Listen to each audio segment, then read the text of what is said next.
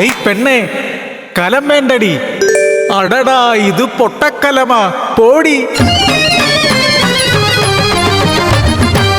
ഓരൂർ ദേശത്തെ മൺകലമാടി പെണ്ണെ, തട്ടിയാലും മുട്ടിയാലും പൊട്ടാത്ത കലമാടി. കാളിയമ്മ തൻ വരമാടി പെണ്ണെ, എന്റെ ഊരിന്റെ പുണ്യമാടി മൺകലം. ഓരൂർ ദേശത്തെ മൺപാത്ര പെരുമയ്ക്ക് കാരണമായൊരു കഥ പറയാം. നന്മകൾ പൂക്കും മനസ്സും കാളിയമ്മ വാസനയുമുള്ള ഓരൂർ ദേശത്തെ രയരപ്പൻ.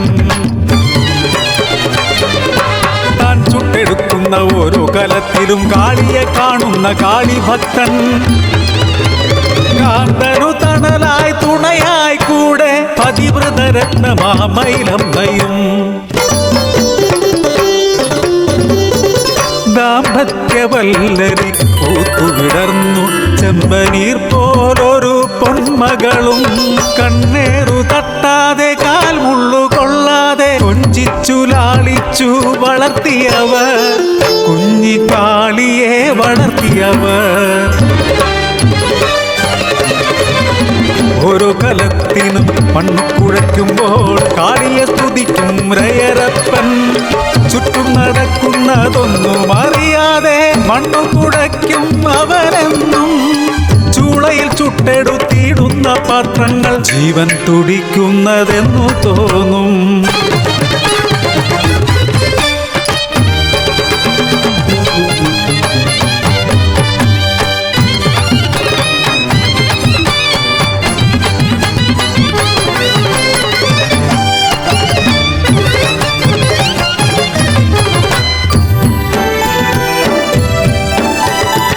ഒരു ദിനം കുഞ്ഞിനെ പാലൂട്ടി ഉറക്കി മയിലമ്മ പുറം പണി ചെയ്തിടുമ്പോൾ, ഉറക്കമുണർന്നപ്പോൾ കുഞ്ഞിക്കാളി മണ്ണു കുഴയ്ക്കുന്ന അച്ഛനെ കണ്ട് മുട്ടിലിഴഞ്ഞു അടുത്തു ചെന്നു.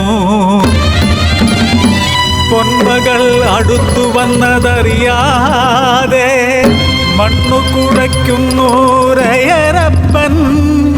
കാൽ ചുവടെത്തിയ പൊന്മകളെയും മണ്ണോടു ചേർത്തു കുഴച്ചിടുന്നു.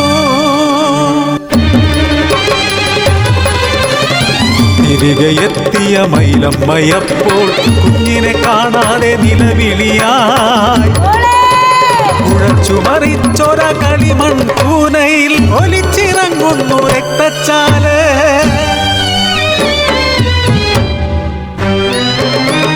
കുഴച്ചൊര മണ്ണിൽ കളിമൺ പ്രതിമ പോൽ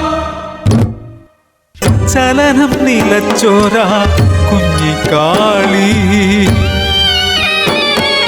നിങ്ങൾ തന്നന്ധമാം ഭക്തിയിൽ പൊലിഞ്ഞതൻ കുഞ്ഞിന്റെ ജീവനല്ലേ. തിരികെ തരുവാനാകുമോ നിങ്ങളുടെ ഭക്തിക്കും കാളിക്കും എൻ മകളെ.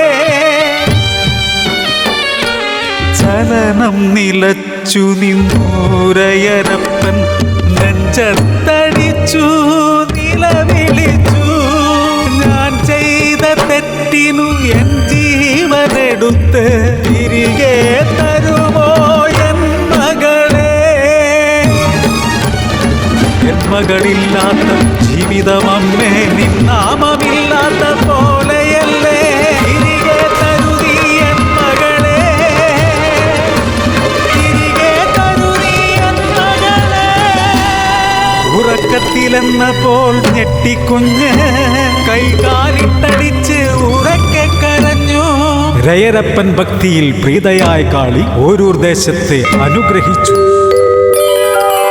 ഓരൂർ ദേശത്തെ മൺകലമാടി പെണ്ണെ, തട്ടിയാലും മുട്ടിയാലും പൊട്ടാത്ത കലമാടി. കാളിയമ്മ തൻ വരമാടി പെണ്ണെ, എന്റെ ഊരിന്റെ പുണ്യമാടി പെണ്ണെ, എന്റെ ഊരിന്റെ പുണ്യമാടി പെണ്ണെ.